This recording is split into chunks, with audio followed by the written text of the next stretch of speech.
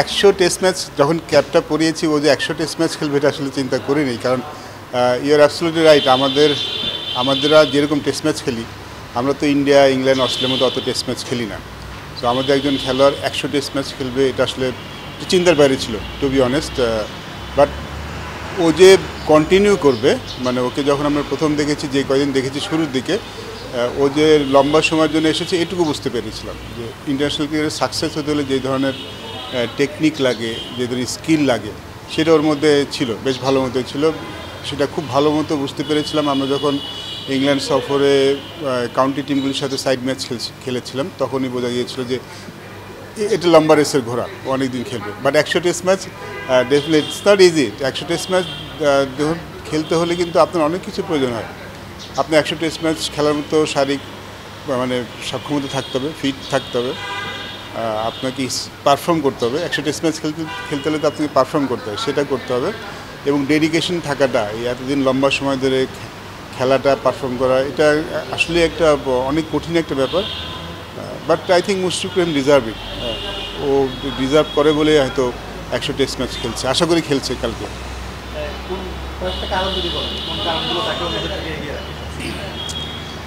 People talk A lot about Mushfiqur রহিমের পরিশ্রম, hard work.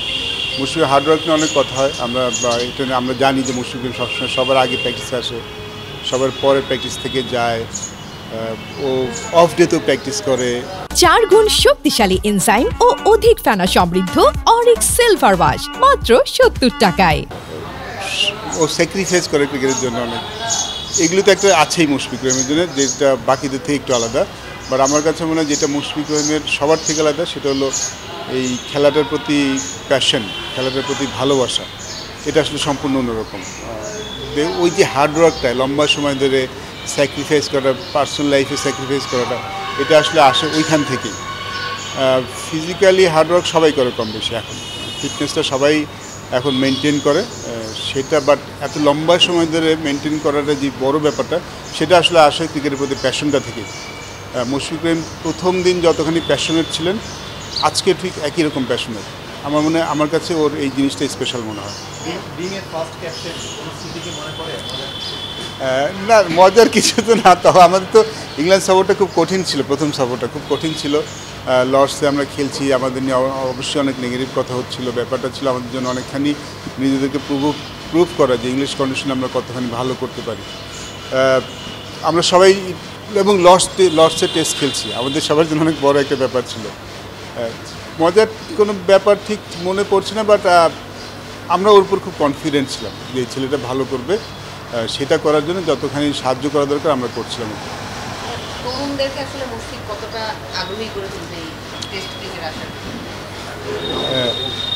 এই মডার্ন ডেজে কিন্তু সাদা বলের ক্রিকেটটাকে আমরা অনেক মনোযোগ দিই, এবং অনেকেই কিন্তু সাদা বলের ক্রিকেটটাকেই প্রায়োরিটি দিয়ে থাকেন দিস ডেজ, মডার্ন ডেজে। শুধু বাংলাদেশ না, অনেক দেশে এটা আমরা লক্ষ্য করেছি। বাট যদি কেউ বড়ো প্লেয়ার হতে চায়, বড় খেলার হতে চায়, লম্বা ক্যারিয়ারটা অনেক বড় করতে চায়, সেক্ষেত্রে লাল বলের ক্রিকেট ছাড়া আসলে বিকল্প নেই। লাল বলের ক্রিকেট যারা যত বেশি খেলবে, তার ক্রিকেট স্কিলটা তত বেশি বাড়বে, সে তত বড় প্লেয়ার হতে পারবে। আমরা মানে মুশফিকুর রহিম একটা খুব ভালো এক্সাম্পল সেট করে দিয়েছে সবার সামনে, যে বড় খেলার হতে হলে কোন পথে এগোতে হয়, কোন জিনিসটা করতে হয়। সো আই থিঙ্ক যারা নতুন খেলোয়াড় আসছেন বা এখন খেলছেন, তাদের জন্য একদম সামনেই একটা ল্যান্ডমার্ক সেট করে গেছেন এবং একটা এক্সাম্পল সেট করে গেছেন।